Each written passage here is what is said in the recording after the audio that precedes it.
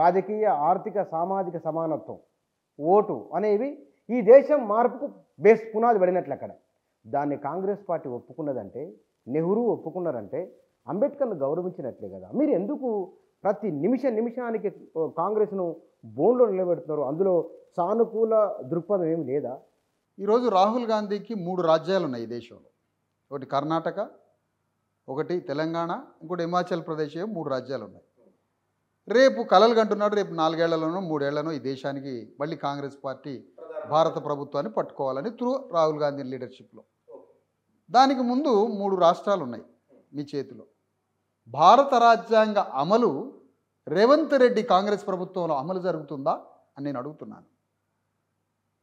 భారత రాజ్యాంగ అమలు రాహుల్ గాంధీ భారత రాజ్యాంగంలో ఉన్న ఆ స్ఫూర్తిని, రాజ్యాంగ పీఠికలో ఉన్నటువంటి ఆ స్వభావాన్ని, రాజ్యాంగంలో ఉన్న అంశం ఏదైతే సంపదని మొత్తం వికేంద్రీకరించాలి, రాజకీయ అధికారాన్ని వికేంద్రీకరించి ప్రజలందరికీ డిస్ట్రిబ్యూట్ చేయాలి, వెల్త్ని డిస్ట్రిబ్యూట్ చేయాలి, వైద్యాన్ని విద్యని ప్రజలందరికీ అందించాలి. ఇన్ని భావనలు రాజ్యాంగం పలికిందే. మరి రాహుల్ గాంధీ చేతిలో 3 రాజ్యాలు ఉన్నాయి కదా. ఆ 3 రాజ్యాల్లో తెలంగాణ రాజ్యం ఉంది కదా. తెలంగాణ రాజ్యంలో అదే రాహుల్ గాంధీ రేవంత్ రెడ్డి ద్వారా కామారెడ్డి డిక్లరేషన్ ఏం జరిగింది బీసీల విషయంలో? దాన్ని అమలు చేస్తున్నారా? చట్టం సంగతి పక్కన పెట్టండి. కాంగ్రెస్ పార్టీ మేనిఫెస్టోలో 50%, 60%, 70% ప్రజలకు ఏం కావాలనో 90% అయితే అవకాశం ఉంటే నీకు 90% బీసీ ఎస్సీ ఎస్టీలకి స్థానిక సంస్థల్లో రిజర్వేషన్ కోటాని పార్టీ తరఫున కానీ చట్టం తరఫున కానీ ఒకటి లిఖించమనండి. తెలంగాణ గడ్డ మీద 90% మంది పేద ప్రజలైన బీసీ ఎస్సీ ఎస్టీలకి వైద్య సదుపాయాన్ని అందించమనండి, ఒక్క కార్పొరేట్ హాస్పిటల్ లేకుండా. తెలంగాణలో ఉన్నటువంటి భూమిని పంచమనండి. ఇదే రాహుల్ గాంధీ రేవంత్ రెడ్డి ఒక దగ్గర కూర్చొని. ఫస్ట్ రాహుల్ గాంధీ చేసిన తప్పేంటో తెలుసా?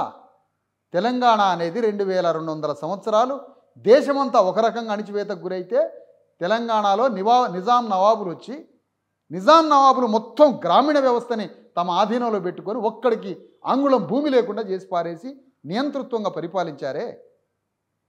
అలాంటి ఈ ప్రజలకి రాహుల్ గాంధీ భూమిని పంచమనండి, అదే రాజ్యాంగం చెప్పినట్టుగా. తెలంగాణ రాజ్యం అనేది రాహుల్ గాంధీ చేతిలో ఉంది, కాంగ్రెస్ పార్టీ చేతిలో ఉంది.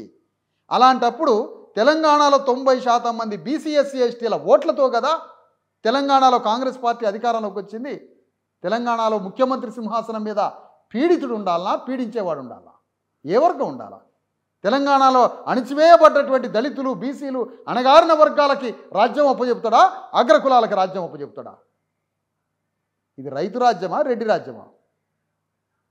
కేసీఆర్ తప్పిదాలు చేసిండు, వెలమరాజ్యం ఫక్తు వెలమరాజ్యాన్ని నిర్మించిపోయిండు. ఆయన కోరుకున్న సింగభూపాలుడి రాచకొండ దొరలు ఆ రాచకొండ వెలమరాజ్యాన్ని తీసుకొచ్చి స్థాపించిండు, కాలగర్భంలో కలిసిపోయిండు. ఇప్పుడు రేవంత్ రెడ్డి చేసేది ఏంటి? రెడ్డి రాజ్యాన్ని స్థాపిస్తున్నాడు. మరి రాహుల్ గాంధీ ఏం చేస్తున్నాడు ఇప్పుడు ఇక్కడ తెలంగాణలో? అందుకనే రాహుల్ గాంధీ ముందు ఒక పెద్ద ఛాలెంజ్ ఉన్నది బుచ్చన్న గారు. ఇక్కడ వెరీ క్లియర్, మీరు కూడా ఆర్గ్యుమెంట్ చేయాలి ఇక్కడ.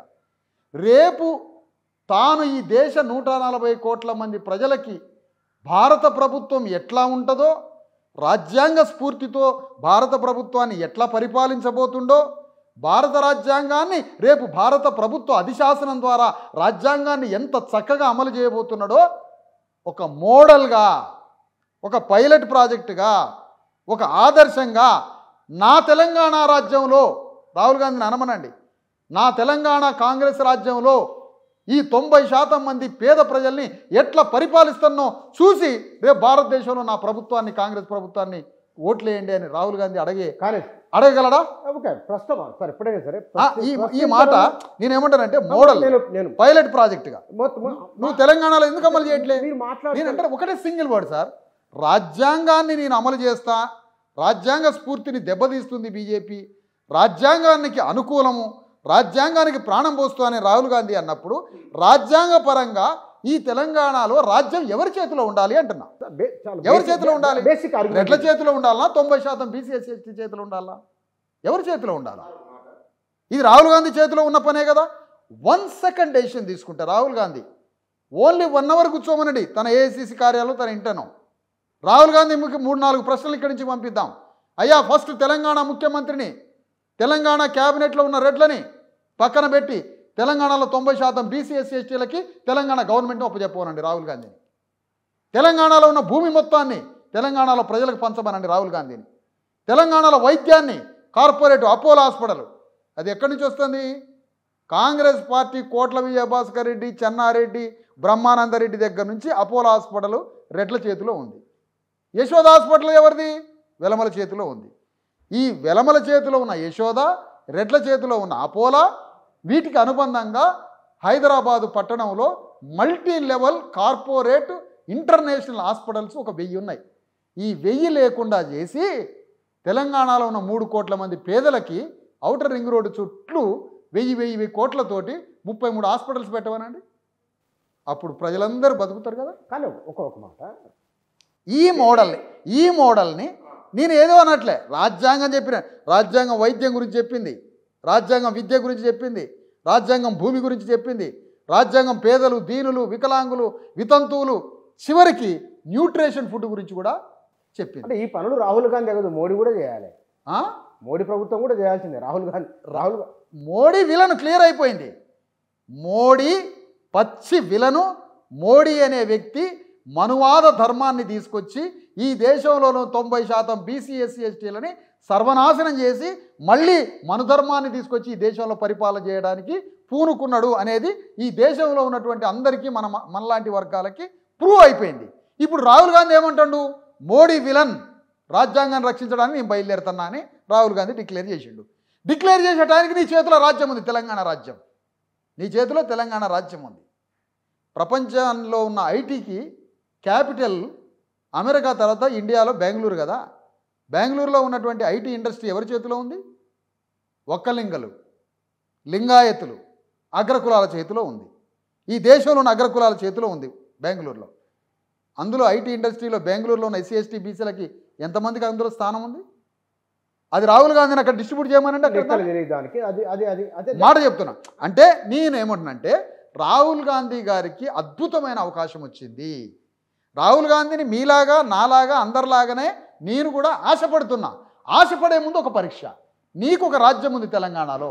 ఆ తెలంగాణ రాజ్యంలో భారత రాజ్యాంగ అధిశాసనాన్ని అమలు చేసి తెలంగాణ రాజ్యాన్ని అట్టడుగు 90% బీసీ ఎస్సీ ఎస్టీ వర్గాల చేతిలో పెట్టి, ఇగో నాకు ఇచ్చినటువంటి తెలంగాణ రాజ్యంలో నేను భారత రాజ్యాంగాన్ని అమలు చేసి ఇక్కడ 90% ప్రజల ముఖంలో ఆనందాన్ని ఇచ్చాను. అందుకనే నాకు భారత ప్రభుత్వానికి కాంగ్రెస్ పార్టీ చేతిలో భారత ప్రభుత్వాన్ని పెట్టండి అని నువ్వు ఓట్లు అడుగుతావు. ఇప్పుడు ఆదర్శాలు చెప్పడానికి బాగుంటాయి, ఆచరించేటప్పుడు అసలు విషయం ఏంటో తెలుస్తుంది. 2500 సంవత్సరాలు సంథింగ్ మీరు నెంబర్ చెప్తున్నారు. అన్ని సంవత్సరాలుగా అన్నింటికి దూరమై ఉన్న ప్రజలకు రాజ్యాంగం ఒక హక్కునిచ్చింది. రాజ్యాంగం ఒక కొత్త జీవితాన్ని, పునర్జన్మ లెక్కన చెప్పాలంటే మార్పు 2000 సంవత్సరాల పైబడి ఉన్న ఒకనొక దాన్ని బద్దలు కొట్టుకొని బయటికి రావడానికి 75-80 ఏళ్ళ కాలం తక్కువ కదా. మార్పు ప్రారంభమైంది ఎక్కడో ఓ దగ్గర. అది పురోగమిస్తుందని మీరు ఎందుకు ఆలోచించట్లేదు? ఎందుకు అది పురోగమిస్తున్నది, మార్పు ప్రారంభమైంది అనే ఆలోచన, ఒక సానుకూల దృక్పథంతో మీరు ఎందుకు లేరు? ఏమి చేయలేదు కాంగ్రెస్ పార్టీ, ఏమి చేయలేదు వాళ్ళు బ్రాహ్మణత్వాన్ని ఎందుకు పదే అంటున్నారు? ఒకటి, ఇక్కడ ఈ దేశంలో ఫస్ట్ పార్లమెంట్లో మొదట ఎన్నికైనటువంటి పార్లమెంటు ఎవరితో నిండిపడి ఉంది? మొదలెవరు చదువుకుంటారో, ఎవరికి అవకాశం ఉంటే వారితోనే ఉంటుంది. అంటే భారతదేశంలో ఫస్ట్ పార్లమెంటు మొత్తం ఇండియన్ గవర్నమెంట్ ఫామ్ అయిన తర్వాత క్యాబినెట్, భారతదేశంలో ఉన్నటువంటి మొత్తం ఆ పార్లమెంట్ అంతా పార్లమెంట్ సభ్యులు అగ్రకులాలే, బ్రాహ్మణ బనియా వర్గాలే. సింగిల్ బీసీ లేడు పార్లమెంట్ సభ్యుడిగా. ఈ రోజుకి బీసీలకి పార్లమెంట్లో స్థానం ఉందా? మనం ఒక్క మాట అనుకుందాం సార్, 50 ఏళ్ళు పరిపాలించింది కాంగ్రెస్. చట్టసభల్లో బీసీలకి జనాభా నిష్పత్తి ప్రకారం రాజకీయ రిజర్వేషన్ల చట్టాన్ని ఎందుకు కాంగ్రెస్ పార్టీ తేలే? Single question. ఏం పురోగమనం అంటే ఏంటి? నీ పురోగమనానికి ఆచరణ నీ మొదటి అడుగులోనే అర్థమైపోతుంది కదా, అది పురోగమనమా తిరోగమనమా అనేది. అందుకనే ఈ దేశంలో రాజ్యాంగం పక్షాన ఒకళ్ళు, రాజ్యాంగానికి వ్యతిరేకం ఒకళ్ళు అనుకున్నప్పుడు దాని ఆచరణ ఏదైతే ఉందో ఆచరణని అమలు చేసే ఒక అవకాశం నీకు తెలంగాణ గడ్డ ఇచ్చింది కదా, కాంగ్రెస్ పార్టీ తెలంగాణకి ఇచ్చింది కదా, ఇక్కడ అమలు చేసి చూపించాలి కదా. కళ్ళ ముందు తెలంగాణలో కళ్ళ ముందే మళ్ళీ రెడ్డి రాజ్యం స్థాపించబడుతుంది కదా. ఇదేనా ఈ ప్రజలకి? ఒకసారి కమ్మరాజ్యం, ఒకసారి వెలమరాజ్యం, ఓసారి రెడ్డి రాజ్యం. మరి బీసీ ఎస్సీ ఎస్టీల రాజ్యం ఎప్పుడు? మరి ఇప్పుడు ఎవరు ఆపుతున్నారు వాళ్ళను? బీసీలో చదువుకున్న వాళ్ళు లేరా? ఎస్సీలలో చదువుకున్న వాళ్ళు లేరా? బీసీలకు ఎస్సీలకు మధ్య పొంతన లేదు. ఎవరు ఆపట్లే. మా కాళ్ళ మీద మేము ఒక పక్కన రాజ్యం కోసం పోరాడుతున్నాం, బీసీ ఎస్సీ ఎస్టీల మొత్తాన్ని మేము రక్షిస్తున్నామని చెప్తున్నారు కాబట్టి నువ్వేమి రక్షిస్తున్నావు అని నేను అడుగుతున్నా. బీసీ ఎస్సీ ఎస్టీల మొత్తానికి మేము ప్రాతినిధ్యం కల్పిస్తాం, రాజ్యాంగం ప్రకారం నడుస్తున్నాం అని చెప్తున్నావు కదా, నువ్వు రాజ్యాంగం ప్రకారం ఏం నడుస్తున్నావు అని నేను అడుగుతున్నా. మా స్టాండు, మా పోరాటం మాదే. మేము ఒక స్టాండ్ మీద తెలంగాణలో బీసీ ఎస్సీ ఎస్టీ సమాజాన్ని, అగ్రకుల ప్రజాస్వామ్యవాదుల్ని మేము కలుపుతున్నాం, ఆ ప్రయాణంలో ఉన్నాం. కానీ నేను రాజ్యాంగాన్ని రక్షిస్తున్నానని బయలుదేరుతున్నావు కదా. కానీ సార్ ఒక మాట చెప్పండి, మీరు బీసీలు ఎస్సీలు ఎస్టీలు మీరు చెప్తున్నది ఈ మూడు భిన్నమైన కాంబినేషన్, ఈ కాంబినేషన్ అధికారంలోకి రావడం సులభ సాధ్యమేనా? సులభ సాధ్యమా అంటే సులభం ఏం కాదు ఇది. ఎందుకు కాదు? అసలు సాధ్యమా? ఎందుకు కాదు? అసలు సాధ్యమా? ఎందుకు కాదనంటే ఈ రోజు వరకు అసలు రాజ్యాంగం వల్లనే మేము విముక్తి పొందిన సంగతే ప్రజలకు తెలియదా. ఇండియన్ ఎలక్షన్ కమిషన్ ఉంది సార్, ఇండియన్ ఎలక్షన్ కమిషన్ ఉంది, భారత ఎన్నికల సంఘం. ఇది ఏనాడైనా ఈ దేశ ప్రజలకి ఓటు హక్కు ఇచ్చింది అంబేద్కర్ అని అనౌన్స్ చేసిందా? సినిమా యాక్టర్లతో భారత ఎన్నికల సంఘం ఓట్ల చైతన్యాన్ని ఇస్తుంది. సినిమా యాక్టర్లతో, సినిమా యాక్టర్ల ద్వారా భారత ఎన్నికల సంఘం ఓట్ల చైతన్యం చేసిద్దట.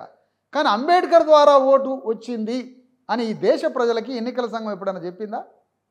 ఏ పాలకుడైనా మరి గణతంత్రం జనవరి 26న రాజ్యాంగం అని చెప్పిందా? అంటే ఇంత వాక్యం ఉంది ప్రజలల్లో రాజ్యాంగం ద్వారా మనం విముక్తి పాలైనాం, అంతకుముందు ఇంత ద్రోహం జరిగిందని ప్రజలకి ఇంత అచైతన్యం ఉన్నప్పుడు మాలాంటి వాడి ప్రయాణం కొండ మీదకి బండిని తోలడమే కదా.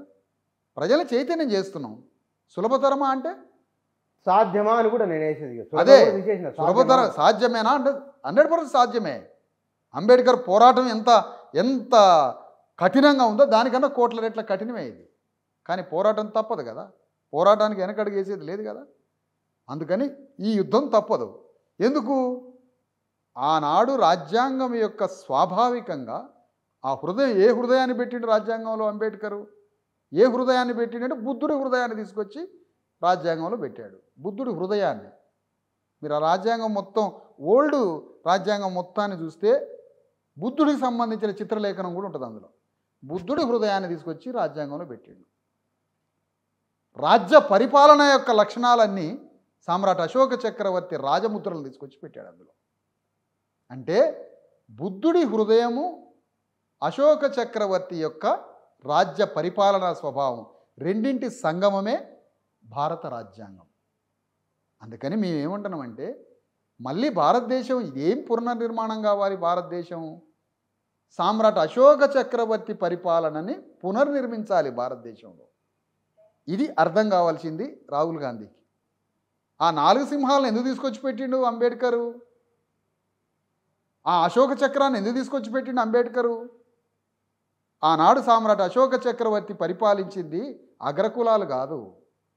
సామ్రాట్ అశోక చక్రవర్తి తన పరిపాలన, తాను పరిపాలించిన ఫలాలిచ్చింది, అక్కడున్న రాజ్య స్వభావము అంతా ఈ రాజ్యాంగ పీఠికలో ఏ అంశాలు ఉన్నాయో ఆ అంశాల ప్రకారం పరిపాలించి, రాజు దైవాంశ సంభూతుడు కాదు. ఆకాశంలో ఉన్న అలౌకిక శక్తులతో రాజ్యం ఏర్పడలేదు. రాజుని పుట్టించింది పైన ఉన్నటువంటి దేవుడు కాదు. రాజ్యం అంటే ప్రజలే ప్రభువులు అని, ప్రజలందరికీ సమానంగా భూమిని, సంపదని పంచి ప్రజల్ని పరిపాలించినటువంటి ఆ అశోక సామ్రాజ్యాన్ని రివైవ్ అండ్ రీకన్స్ట్రక్ట్ చేయడమే రాజ్యాంగం యొక్క గమ్యము, లక్ష్యము. తెలంగాణలో పునర్నిర్మాణం అంటే తెలంగాణ పునర్నిర్మాణం. నేను రేవంత్ రెడ్డిని ఒక మాట అడుగుతున్నా సార్, తెలంగాణ పునర్నిర్మాణం అంటే ఏంటి? ఆ వాక్యం అర్థం కావాలి నాకు. తెలంగాణ పునర్నిర్మాణం అని ఆయన అనగానే మీలాంటి వాళ్ళు అంటారు. తెలంగాణ మీకు అర్థమైంది. తెలంగాణ పునర్నిర్మాణం అంటే ఏంటి అంటే ఒకప్పుడు తెలంగాణ ఉన్నది. ఏం తెలంగాణ ఉంది ఒకప్పుడు? ఏం తెలంగాణ ఉంది? వందల వేల లక్షల ఎకరాలు ఉన్నటువంటి భూస్వాముల వర్గాలైనటువంటి వెలమారెడ్డి, కరణం, కమ్మ, కాపుల చేతిలో తెలంగాణ భూమి మొత్తం వాళ్ళ కబంధ హస్తాలలో తెలంగాణ రాజ్యం ఉన్నది. హైదరాబాద్ స్టేట్గా ఉన్నప్పుడు వాళ్ళ చేతిలోనే ఉంది. చెన్నారెడ్డి పోరాడే వరకు వాళ్ళ చేతిలోనే ఉంది. ఆ భూస్వాములంతా ఇప్పుడు కార్పొరేట్ పారిశ్రామికవేత్తలుగా రేవంత్ రెడ్డి వచ్చే సమయానికి మారిపోయారు. ఆ భూస్వాముల బిడ్డలే ఇవాళ మళ్ళా పార్లమెంట్లో పోటీ చేస్తున్నారు. అంటే ఆ తెలంగాణని పునర్నిర్మించడమా? ఇదేనా రాజ్యాంగం? అదేనా రాజ్యాంగం చెప్పేది రేవంత్ రెడ్డికి? పునర్నిర్మాణం అంటే ఆయన ఉద్దేశంలో గత పరిపాలన కాలంలో జరిగిన లోటుపాట్లను సరిదిద్ది తెలంగాణను సరైన మార్గంలో ఉంచుతామని బహుశా వారి ఉద్దేశం అయి ఉండవచ్చు. వారి ఉపన్యాసాల ద్వారా అసలు మీ సానుకూల దృక్పథం ఏంటో నాకు అర్థం కావట్లేదు. మీకింత వ్యతిరేకత ఏంటో నాకు అర్థం కావట్లేదు. నా వ్యతిరేకతకి మా వర్గాలకు దోపిడీ జరుగుతుంది కాబట్టి నేను మాట్లాడుతున్నా. మీరు సానుకూల దృక్పథం నుంచి నేనేమంటున్నానంటే ఒక మాట అండి. ఇప్పుడు రేవంత్ రెడ్డి ఈయన పునర్నిర్మాణం అన్నాడు, కేసీఆర్ పునర్నిర్మాణం అన్నాడు. నిర్మాణం ఒకడు, పునర్నిర్మాణం ఒకళ్ళు. పునర్నిర్మాణం కాదు వాళ్ళు చేసేది. తెలంగాణ పునర్నిర్మాణం అంటే అర్థం ఏంటంటే కేసీఆర్ దృష్టిలో తెలంగాణలో సింగభూపాలుడు రాచకొండ ఉన్నాడుగా, అది వెలమరాజ్యమే కదా. సిరిసిల్ల, కరీంనగర్, వరంగల్ అంతా వెలమల రాజ్యులే కదా. కాకతీయ సామ్రాజ్యము వెలమరాజులే కదా. ఆ వెలమరాజ్యంలో ఉన్నటువంటి తెలంగాణలో ఒకనాడు వెలమరాజ్యం ఉండే, ఆ వెలమరాజ్యాన్ని పునర్నిర్మిస్తా అని చెప్తున్నాడు కేసీఆర్. అది వాళ్ళ భాష. రేవంత్ రెడ్డి ఏమంటున్నాడు? అసలు లేదు, తెలంగాణ గడ్డ మొత్తం రెడ్లది, ప్రతి గ్రామంలో రెడ్డి ఇక్కడ నాయకుడు, మళ్ళా రెడ్ల చేతిలో తెలంగాణ నిర్మిస్తానని తెలంగాణ పునర్నిర్మాణం అని ఆయన అంటాడు. బీసీ ఎస్సీ ఎస్టీ ప్రజలుగా శూద్రులైనటువంటి చదువుకి, భూమికి, రాజ్యానికి, మానవ హక్కులకి నిరాకరించబడ్డ వేలాది సంవత్సరాల మా ప్రజలు ఏం చెప్తున్నారు? సామ్రాట్ అశోక చక్రవర్తి రాజ్యాన్ని తెలంగాణలో పునర్నిర్మిస్తాం. ఇది మా మాట కాదు, భారత రాజ్యాంగం చెబుతున్న మాట. రాజ్యాంగం చెబుతున్న భాష ఏంటి? రాజ్యాంగం ఏమి భాష్యం చెబుతుంది? రాజ్యాంగం ఏమి సంభాషిస్తుంది? రాజ్యాంగం భారత ప్రజలకి ఏమి వాగ్దానం ఇస్తుంది? రాజ్యాంగంలో ఉన్న ఆత్మ ఏంటి? అసలు ఏమిటి దాని ఆత్మ? 4 సింహాలు, సామ్రాట్ అశోక చక్రవర్తి రాజ్యం భూమిలో పోయింది. ఎవడికి తెలియదు అది భూమిలో పోయింది. బ్రిటిషుడు వచ్చి భూమి బద్దలు కొడితే అశోక సామ్రాజ్యం బయటికి వెళ్ళింది 1800 తర్వాత. అప్పుడు ఈ దేశంలో అణగారిన వర్గాల, పీడిత వర్గాలకి భారతదేశంలో ఒకనాడు రాజ్యం ఉన్నది. అది ప్రపంచంలో గ్రీకు దేశాలలో ఉన్న రిపబ్లిక్ ప్రజాస్వామ్య రాజ్యానికన్నా ముందే భారతదేశంలో ఒక రిపబ్లిక్ స్టేట్ ఉంది. దట్ ఈజ్ సామ్రాట్ అశోక చక్రవర్తి కింగ్డమ్ అని చెప్పింది. ప్రపంచ చరిత్ర చెప్పిన మాట ఇది. ఇక్కడి నుంచే రిపబ్లిక్ సూత్రాలు గ్రీక్ దేశం పోయినాయి, ఆడ్నుంచే ఇంగ్లాండ్ పోయినాయి, ఆడ్నుంచే అమెరికా పోయిందని చెప్పుకుంటూ వచ్చింది. అగో అది పట్టుకున్నా అని అంబేద్కర్ చెప్పి అశోక చక్రాన్ని తెచ్చి జాతీయ జెండాలు పెట్టి 4 సింహాలను తీసుకొచ్చి అశోకుడి యొక్క ధర్మ పరిపాలన రాజ్యాంగంలో పెట్టి బుద్ధుడి బోధనలు తీసుకొచ్చి పీఠికలు పెట్టి నా రాజ్యాంగము సార్వకాలికమైనది, సార్వజనీనమైనది, ఇంకా చెప్పాలంటే భారత రాజ్యాంగ పీఠిక విశ్వజనీనమైనది, ఏ దేశమైనా పరిపాలించుకోవచ్చు అని చెప్పుకుంటా సమానం అన్నప్పుడు దాని నుంచి అనుకుంటూ చెప్పుకుంటూ వచ్చాడు అంబేద్కర్. ఇక్కడ తెలంగాణ గడ్డ మీద మళ్ళీ తెలంగాణ కాడికి వస్తాం. తెలంగాణనే మోడల్ చేయాలి. ఎందుకు మోడల్ చేయాలి? ఇప్పుడు రాహుల్ గాంధీ పరిస్థితి ఏంటంటే తెలంగాణ రాష్ట్రం ఒక ఏటీఎం కార్డు ఆయనకి. ఇంత రేవంత్ రెడ్డి షో గేమ్ ఇంత ఫాస్ట్గా ఇంత పర్ఫెక్ట్గా ఒక షార్ట్ ఏజ్లో, చిన్న ఏజ్లో ఎందుకు అంత ఫాస్ట్గా తయారవుతున్నాడు చెప్పండి. కేసీఆరే ఒక హై ఫామ్లోకి వచ్చి యంగ్ జనరేషన్గా మారితేనే మనకి రేవంత్ రెడ్డి. తెలంగాణ గడ్డ మీద రెడ్లకి రాజ్యం ఇస్తే ఏఏసీని నడపడానికి వేల కోట్ల రూపాయలు తెలంగాణ నుంచి పంపిస్తాం. భారతదేశంలో కాంగ్రెస్ నడవాలి కదా. భారతదేశంలో కాంగ్రెస్ నడవాలంటే డబ్బులు కావాలి కదా. డబ్బులు కావాలంటే ఎక్కడి నుంచి పోవాలా? తెలంగాణ గడ్డ నుంచి పోవాలి. దానికోసం ఇక్కడికి రెడ్లకి రాజ్యాన్ని ఒప్పచెప్పాలి. బీసీ ఎస్సీ ఎస్టీలకి రాజ్యం లేదు ఇక్కడ. అందుకనే తెలంగాణ గడ్డ మీద దీన్ని కొనసాగించాలి. అంబేద్కర్ రాసినటువంటి రాజ్యాంగాన్ని రివైవ్ చేయడం మీరు మొదటి నుంచి అడుగుతున్న ప్రశ్న ఏదైతే ఉందో, రాహుల్ గాంధీ రాజ్యాంగాన్ని పట్టుకున్నాడు కదా అంటే, రాజ్యాంగాన్ని పట్టుకున్న దానికి ఎట్లా నమ్మాలి అంటే రెండింటిని ఆయన ముందు పెడుతున్నాం. నీ చేతిలో తెలంగాణ రాజ్యం ఉంది, దీన్ని పైలట్ ప్రాజెక్టుగా ఆదర్శంగా తెలంగాణ రాజ్యంలో రాజ్యాంగాన్ని అమలు చేసి ఇక్కడ 90% ప్రజలకి భూమిని, ఆస్తిని, సంపదని, వైద్యాన్ని, విద్యని అందరికీ డిస్ట్రిబ్యూట్ చేసి రాజ్యాంగం కోరుకున్న ఆ స్వర్గాన్ని ఇక్కడ చూపి నువ్వు భారత ప్రభుత్వాన్ని నీకు ఇయ్యమని అడుగు. అదే సమయంలో రెండవ విషయాన్ని అడుగుతాను. రాజ్యాంగానికి ప్రాణం తీసి గర్భంలోనే చంపాలనుకున్న కాంగ్రెస్ పార్టీ నీ తాతలు తప్పు చేస్తున్నారు కదా, నువ్వు ఈ జనరేషన్లో క్షమాపణ అడుగు. మీ ప్రధానమైన డిమాండ్లు అంతే కదా. నేను రాహుల్ గాంధీ యొక్క యాజ్ ఎ పర్సన్గా ఆయన్ని నేను పర్సన్గా ఇష్టపడాలి. కానీ ఆయన బ్రెయిన్ కాంగ్రెస్ రిప్రజెంటేటివ్ బ్రెయిన్. వ్యవస్థకి ప్రతినిధి కావడం వేరు, వ్యక్తి వేరు. ఒక వ్యక్తిగా హ్యూమన్ బీయింగ్గా రెస్పెక్ట్ చేయాలి. నీలో హ్యూమానిటీ ఉందనుకో, నిన్ను ఒక వ్యవస్థలో పెడితే నీ హ్యూమానిటీ ఆ వ్యవస్థలో పెట్టలేవు. అందుకని రాజ్యాంగం కూడా ఏమైంది ఈ దేశంలో, ఎందుకు అమలు కావటంలే? రాజ్యాంగంలో ఉన్న పీఠికలో ఉన్న నైతిక విలువలకి విరుద్ధంగా నీ పెంపకం, నీ జీవితం వచ్చింది దేశంలో. ఇప్పుడు రాజ్యాంగం ఉంది, అదే సార్, ఇప్పుడు రాజ్యాంగం ఉంది. రాజ్యాంగ పీఠిక ఏం చెప్తున్నది? రాజ్యాంగ పీఠికకు జనం పుట్టి పెరగడానికి సంబంధం ఏమిటి? అబ్బో అద్భుతమైన మాట. ఇప్పుడు ఈ దేశాన్ని 2000 సంవత్సరాలు అగ్రవర్ణాలు పరిపాలిస్తున్నారు. అగ్రవర్ణాలు పరిపాలిస్తున్నారు. అగ్రవర్గం అందాం సార్, నీలాంటి వాళ్ళ కోసం ఎవరి కోసం వర్గం అందాం. అగ్రవర్ణాలు, వర్ణం అంటే తెలుపే కదా, తెలుపు నలుపు వర్ణం అంతే కదా. కాదు. అయితే అగ్రవర్ణాలు ఈ దేశాన్ని పరిపాలిస్తున్నారు. ఈ భారత న్యాయమూర్తులు కానీ, జ్యుడిషియరీలో ఉండే న్యాయమూర్తి కావచ్చు, ఒక కంపెనీకి అధిపతి కావచ్చు, 10 మందికి లీడర్ కావచ్చు, భారత ప్రధానమంత్రి కావచ్చు, ముఖ్యమంత్రి కావచ్చు, ఎవరైనా కావచ్చు, వీళ్ళందరి జీవితం ఏ నైతిక సూత్రాల మీద చిన్నప్పటి నుంచి వాళ్ళ పెంపకం సాగిద్ది అంటే కులాన్ని బట్టి సాగిద్ది వాళ్ళ ప్రవర్తన.